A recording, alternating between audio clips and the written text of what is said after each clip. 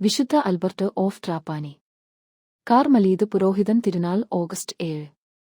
വിശുദ്ധ അൽബർട്ട് ത്രാപ്പാനിയിൽ, സിസിലി, ഏകദേശം 1240 ജനിച്ചു. ബാല്യത്തിൽ തന്നെ ഭക്തിയും പ്രാർത്ഥനയും ക്രിസ്തുവിന്റെ മാതാവായ മരിയ ഭക്തിയും അദ്ദേഹത്തിൽ തെളിഞ്ഞു. യൂറോപ്പിലേക്കുള്ള കാർമലീത് സഭയുടെ പ്രാരംഭകാലത്ത് തന്നെ അദ്ദേഹം സഭയിൽ ചേർന്നു. പ്രാർത്ഥനയും വിനയവുമായിരുന്നു അദ്ദേഹത്തിന്റെ ജീവിതശൈലി. ദരിദ്രരുടെ വേണ്ടി ഇദ്ദേഹം പ്രവർത്തിക്കുകയും ഉപവാസവും പ്രാർത്ഥനയും വഴി വരൾച്ച അവസാനിപ്പിച്ചെന്നു വിശ്വസിക്കപ്പെടുന്ന പല അതിശയങ്ങളുമുണ്ട്. അദ്ദേഹത്തെ അനേകം പേർ ആദരിച്ചിരുന്നെങ്കിലും അദ്ദേഹം സദാ ക്രിസ്തുവിലേക്കും ദേവമാതാവിലേക്കുമായിരുന്നു ലോകത്തെ തിരിച്ചുവിടുന്നത്. ഏകദേശം 1307 മെസ്സിനയിൽ അദ്ദേഹം മരണപ്പെട്ടു. അദ്ദേഹത്തിന്റെ തിരുശേഷിപ്പുകളും അതിശയങ്ങളും വിശ്വാസികളെ ആകർഷിച്ചു. 1476 സഭ അദ്ദേഹത്തെ ഔദ്യോഗികമായി വിശുദ്ധനായെന്നു അംഗീകരിച്ചു.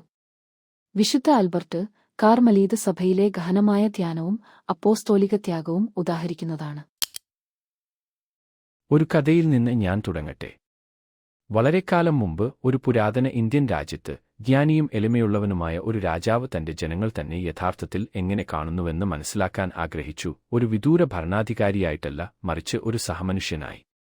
അങ്ങനെ അദ്ദേഹം തന്റെ രാജകീയ വസ്ത്രങ്ങൾ ഒരു ദരിദ്ര സഞ്ചാരിയുടെ ലളിതമായ വസ്ത്രമായി മാറ്റി ഗ്രാമത്തിൽ നിന്ന് ഗ്രാമത്തിലേക്ക് അലഞ്ഞു. പൊടി നിറഞ്ഞ ഒരു കുഗ്രാമത്തിൽ ഒരു വൃദ്ധ സ്ത്രീയെ വെള്ളം കൊണ്ടുപോകാൻ സഹായിച്ചു. ഒരു യാചകനോടൊപ്പം അപ്പം നുറുക്കി. ദുഃഖിതനായ ഒരു പിതാവ് തന്റെ ദുഃഖം പങ്കുവയ്ക്കുമ്പോൾ നിശബ്ദമായി ശ്രദ്ധിച്ചു. അദ്ദേഹം ആരാണെന്ന് ആർക്കും അറിയില്ലായിരുന്നു. കാവൽക്കാരില്ല, സ്ഥാനപ്പേരുകളില്ല, കിരീടമില്ല. ദിവസങ്ങളോളം ശാന്തമായി സേവനമനുഷ്ഠിച്ച ശേഷം ഒരാൾ ഒടുവിൽ ചോദിച്ചു, നിങ്ങൾ ആരാണ്? ശരിക്കും? രാജാവ് പുഞ്ചിരിച്ചുകൊണ്ട് മറുപടി പറഞ്ഞു, ഞാൻ ആരാണെന്ന് നിങ്ങൾ പറയുന്നു. നിശബ്ദത അന്തരീക്ഷത്തിൽ നിറഞ്ഞു. അപ്പോൾ ഒരു കുട്ടി മുന്നോട്ട് വന്ന് പറഞ്ഞു, നീ ഒരു രാജാവായിരിക്കണം, കാരണം ഒരു രാജാവിന് മാത്രമേ ഇതുപോലുള്ള ആളുകളെ പരിപാലിക്കാൻ കഴിയൂ. അതേ ചോദ്യം നൂറ്റാണ്ടുകളായി പ്രതിധ്വനിച്ചു, ഞാൻ ആരാണെന്ന് നിങ്ങൾ പറയുന്നു. ഇത് ശിഷ്യന്മാർക്കോ വിശുദ്ധന്മാർക്കും പണ്ഡിതന്മാർക്കും വേണ്ടിയുള്ള ഒരു ചോദ്യമല്ല, ഇത് എല്ലാ തലമുറകളിലെയും എല്ലാ ഹൃദയങ്ങൾക്കുമുള്ള ഒരു ചോദ്യമാണ്. ചിലർ പറയുന്നു അവൻ ഒരു പ്രവാചകനായിരുന്നുവെന്ന്. ചിലർ ഒരു ഗുരുവായിരുന്നുവെന്ന്. ചിലർ ഒരു നല്ല മനുഷ്യനായിരുന്നുവെന്ന്. എന്നാൽ യേശു പരോക്ഷ ഉത്തരങ്ങൾ തേടുന്നില്ല. അവൻ നിങ്ങളുടെ കണ്ണുകളിലേക്ക് നോക്കി ചോദിക്കുന്നു, എന്നാൽ ഞാൻ ആരാണെന്ന് നിങ്ങൾ പറയുന്നു? സൈമൺ പീറ്റർ ഉത്തരം നൽകുന്നു, വാക്കുകൾ സ്മാരകമാണ്. നീ ജീവനുള്ള ദൈവത്തിന്റെ പുത്രനായ ക്രിസ്തുവാണ്. ആ നിമിഷത്തിൽ ചരിത്രം മാറുന്നു. സ്വർഗം പ്രതികരിക്കുന്നു. കൃപ ചൊരിയപ്പെടുന്നു. യേശു പ്രഖ്യാപിക്കുന്നു, നീ പത്രോസാണ്, ഈ പാറമേൽ ഞാൻ എന്റെ സഭ പണിയും. ഒരു നിമിഷം നമുക്ക് നിർത്താം. ഗ്രീക്കിൽ പെട്രോസ് എന്നാൽ ഒരു ചെറിയ ചലിക്കുന്ന കല്ല് എന്നാണ്. പെട്രൈ എന്നാൽ ഒരു വലിയ ചലിക്കാത്ത പാറ എന്നാണ്. അപ്പോൾ യേശു യഥാർത്ഥത്തിൽ എന്താണ് പറയുന്നത്? പത്രോസ് പാറയാണോ? അതെ, അവൻ ദൃശ്യനായ നേതാവാകുന്നു, തുല്യരിൽ ഒന്നാമൻ. ക്രിസ്തു തന്നെയാണോ പാറ? തീർച്ചയായും. കർത്താവ് എന്റെ പാറയും എന്റെ കോട്ടയും ആകുന്നു. പത്രോസിന്റെ വിശ്വാസ് ഏറ്റുപറച്ചിൽ പാറയാണോ?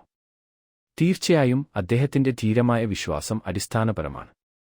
എന്നാൽ ഏത് കോണിൽ നിന്നായാലും ഒരു സത്യം അചഞ്ചലമായി നിലകൊള്ളുന്നു. യഥാർത്ഥ അടിത്തറ ക്രിസ്തുവാണ്. പിസയിലെ ചെരിഞ്ഞ ഗോപുരം പരിഗണിക്കുക, ഒരു വാസ്തുവിദ്യാ അത്ഭുതം, പക്ഷേ അതിന്റെ അടിത്തറ ദുർബലമായതിനാൽ അത് ആടിയുലയുന്നു. നമ്മുടെ ജീവിതം ശ്രദ്ധേയമായി തോന്നിയേക്കാം, പക്ഷേ ക്രിസ്തു നമ്മുടെ അടിത്തറയില്ലെങ്കിൽ നമ്മളും ചായും, നമ്മളും വീഴും.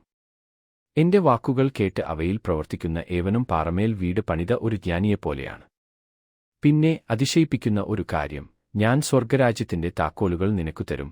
താക്കോലുകൾ പ്രവേശനത്തെ പ്രതീകപ്പെടുത്തുക മാത്രമല്ല, അവ ഉത്തരവാദിത്തത്തെ അറിയിക്കുന്നു. നിയന്ത്രണമല്ല, മറിച്ച് കരുതലാണ്. ഒരു ലോക്ക് സ്മിത്ത് തന്റെ അപ്രന്റീസിന് തിടുക്കത്തിൽ താക്കോലുകൾ കൈമാറുന്നില്ല. അവൻ കരുതൽ, ജ്ഞാനം, സേവനം എന്നിവ പഠിപ്പിക്കുന്നു. ക്രിസ്തു നൽകുന്ന താക്കോലുകൾ ആളുകളെ പുറത്തു പൂട്ടുന്നതിനല്ല, മറിച്ച് കൃപ തുറക്കുന്നതിനും, നഷ്ടപ്പെട്ടവരെ സ്വാഗതം ചെയ്യുന്നതിനും, തകർന്നവരെ കെട്ടുന്നതിനും, കുറ്റബോധത്തിന്റെ ചങ്ങലകൾ അഴിക്കുന്നതിനുമാണ്. എന്നിട്ടും യേശു പത്രോസിനെ പ്രശംസിച്ച നിമിഷങ്ങൾക്ക് ശേഷം പത്രോസ് ഇടറിവീഴുന്നു. യേശു തന്റെ വരാനിരിക്കുന്ന കഷ്ടപ്പാടിനെക്കുറിച്ച് പറയുമ്പോൾ പത്രോസ് പ്രതിഷേധിക്കുന്നു, ഇല്ല കർത്താവേ, ഇത് ഒരിക്കലും സംഭവിക്കരുത്. യേശു മറുപടി നൽകുന്നു, സാത്താനെ, എന്റെ പിന്നിൽ പോകൂ. എന്തിനാണ് ഇത്ര ശക്തമായ വാക്കുകൾ? കാരണം പത്രോസ് ദൈവത്തിന്റെ കണ്ണുകളല്ല, മനുഷ്യ കണ്ണുകളാൽ താൽക്കാലികമായി കാണുന്നു. നമ്മളെപ്പോലെ കുരിശില്ലാതെ അവൻ പുനരുത്ഥാനത്തിനായി പ്രതീക്ഷിക്കുന്നു. യേശു നമ്മെ ഓർമ്മിപ്പിക്കുന്നു, മനുഷ്യപുത്രൻ കഷ്ടപ്പെടുകയും ഉയിർത്തെഴുന്നേൽക്കുകയും വേണം. മഹത്വത്തിലേക്കുള്ള പാത എപ്പോഴും കുരിശിലൂടെയാണ് സഞ്ചരിക്കുന്നത്. കുരിശില്ല, കിരീടവുമില്ല.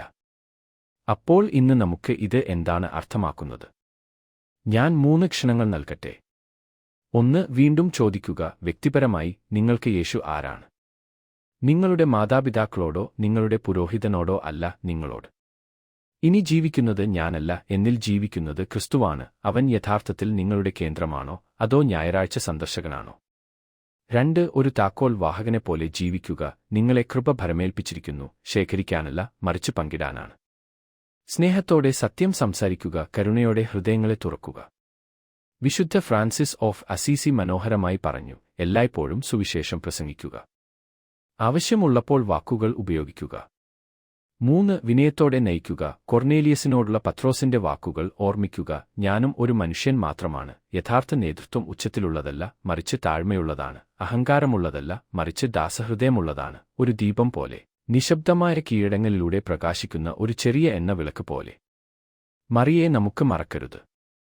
പത്രോസ് ധൈര്യത്തോടെ സംസാരിച്ചിടത്ത് മറിയ തന്റെ ജീവിതം കൊണ്ട് സംസാരിച്ചു. അവളുടെ നിശബ്ദവും സ്ഥിരവുമായ അതേ രാജാവിന്റെ ഹൃദയത്തെ പിടിച്ചു നിർത്തി. അവൾ ഒരിക്കലും താക്കോലുകൾ കൈവശം വച്ചിരുന്നില്ല, പക്ഷേ അവൾ അടിത്തറ തന്നെ വഹിച്ചു. ലോകമെമ്പാടും ആളുകൾ യേശുവിന്റെ ചോദ്യത്തിന് വ്യത്യസ്തമായി ഉത്തരം നൽകുന്നു. ആഫ്രിക്കയിൽ മുറിവേറ്റവർക്കുള്ള രോഗശാന്തിക്കാരനായി അദ്ദേഹം അറിയപ്പെടുന്നു. ലാറ്റിൻ അമേരിക്കയിൽ ദരിദ്രർക്കുള്ള വിമോചകൻ. ഏഷ്യയിൽ കഷ്ടപ്പാടുകളെ ശക്തിയാക്കി മാറ്റുന്ന നിശബ്ദദാസൻ. ക്രിസ്തു എല്ലാ ഭാഷകളും സംസാരിക്കുന്നു, എല്ലാ ദേശങ്ങളിലും നടക്കുന്നു, എല്ലാ ഹൃദയങ്ങളോടും ചോദിക്കുന്നു, ഞാൻ ആരാണെന്ന് നിങ്ങൾ പറയുന്നു.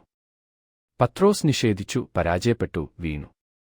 പക്ഷേ അത് അവസാനമായിരുന്നില്ല. അവൻ കൃപയാൽ പുനഃസ്ഥാപിക്കപ്പെട്ടു, പെന്തക്കോസ്തിൽ പ്രസംഗിച്ചു, തടസ്സങ്ങൾ തകർത്തു, അവസാനം ക്രിസ്തുവിനോടുള്ള സ്നേഹത്താൽ തലകീഴായി ക്രൂശിക്കപ്പെട്ടു.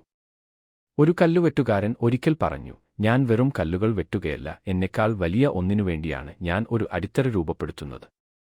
അവസാനത്തെ കത്തീഡ്രൽ ഞാൻ ഒരിക്കലും കണ്ടേക്കില്ല, പക്ഷേ അടിസ്ഥാനം നിലനിൽക്കുമെന്ന് എനിക്കറിയാം. അതാണ് പീറ്റർ. അതാണ് സഭ. അതാണ് നമ്മുടെ വിളി. അപ്പോൾ നമുക്ക് നിർത്താം. നിങ്ങളുടെ കണ്ണുകൾ അടച്ച് അവൻ ചോദിക്കുന്നത് കേൾക്കുക. ന്യായവിധിയിലല്ല, മറിച്ച് സ്നേഹത്തോടെ. ഞാൻ ആരാണെന്ന് നിങ്ങൾ പറയുന്നു. നിങ്ങളുടെ ഹൃദയം വാക്കുകളിലൂടെയല്ല, നിങ്ങളുടെ ജീവിതം കൊണ്ട് ഉത്തരം നൽകട്ടെ. സിയാനയിലെ വിശുദ്ധ കാതറിൻ പ്രഖ്യാപിക്കുന്നു, ദൈവം നിങ്ങളായിരിക്കാൻ ഉദ്ദേശിച്ചതുപോലെ ആകുക, നിങ്ങൾ ലോകത്തെ ജ്വലിപ്പിക്കും. അതുകൊണ്ട് ഇന്ന് പത്രോസിനെപ്പോലെ ധൈര്യത്തോടെ സംസാരിക്കുക. പൗലോസിനെപ്പോലെ തീയോടെ സ്നേഹിക്കുക. പാറയിൽ നിൽക്കുക. നരകത്തിന്റെ കവാടങ്ങൾ വിജയിക്കില്ല, കാരണം നമ്മുടെ ശക്തി കല്ലിലല്ല, പുത്രനിലാണ്. പത്രോസിന്റെ ധൈര്യത്തോടെയും പൗലോസിന്റെ അഭിനിവേശത്തോടെയും നിങ്ങൾ സംസാരിക്കട്ടെ. ഒരിക്കലും പരാജയപ്പെടാത്ത പാറയിൽ നിങ്ങളുടെ ജീവിതം കെട്ടിപ്പടുക്കുക. പിതാവിന്റെയും പുത്രന്റെയും പരിശുദ്ധാത്മാവിന്റെയും നാമത്തിൽ. ആമേൻ.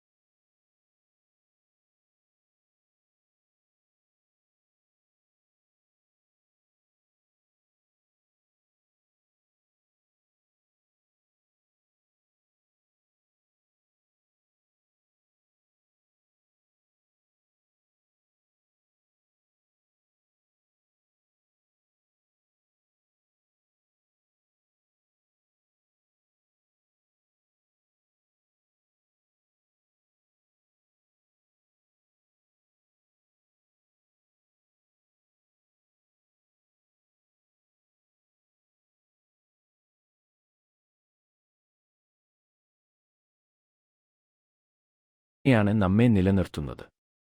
പിതാവിന്റെ, പുത്രന്റെ, പരിശുദ്ധ ആത്മാവിന്റെ നാമത്തിൽ. ആമൻ.